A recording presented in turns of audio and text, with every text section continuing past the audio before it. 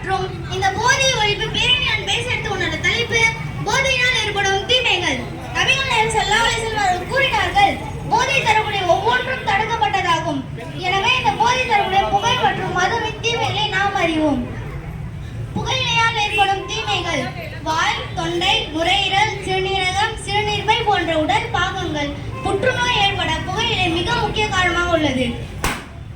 புகையிலையால் ஏற்படும் வாய் புற்றுநோய் கொண்ட நோயாளிகள் உலகிலேயே இந்தியாவில் அதிகமாக உள்ளனர். இந்தியாவில் 160 நபர்கள், ஆண்கள் மற்றும் பெண்கள் புகையிலையால் புற்றுநோய்க்கு ஆளாகிறார்கள்.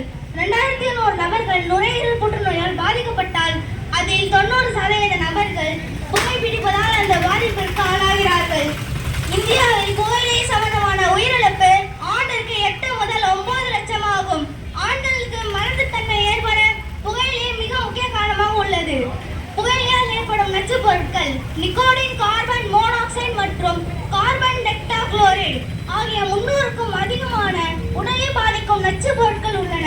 புகை எவ்வாறு மனித குலத்திற்கு தீங்கு விளைவிக்குமோ அதே போல் போதை தரக்கூடிய மதுவும் மனித குலத்திற்கும் உடல் நலத்திற்கும் தீங்கு விளைவிக்கும் ஒரு பொருளாகும். மது அருந்துவதால் கேன்சர் நோய், இதய நோய், கல்லீரல் பாதிப்பு, நரம்பு தளர்ச்சி, ஆண்மை குறைவு ஏற்படும். மான மரியாதையும் பறிபோகும்.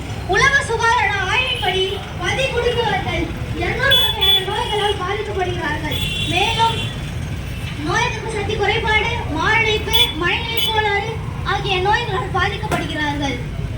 அல்லாஹ் திருக்குர்ஆனில் சொல்கிறான், நன்மையிலும் இலட்சத்திலும் ஒருவருடன் உதவி செய்து கொள்ளுங்கள், பாவத்திலும் பகையிலும் ஒருவருடன் உதவி செய்து கொள்ளாதீர்கள்.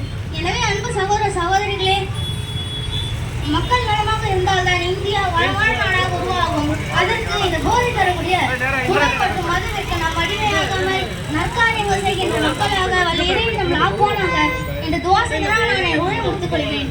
அஸ்ஸலாமு அலைக்கும் வரஹ்மத்துல்லாஹி வபரகாத்துஹு.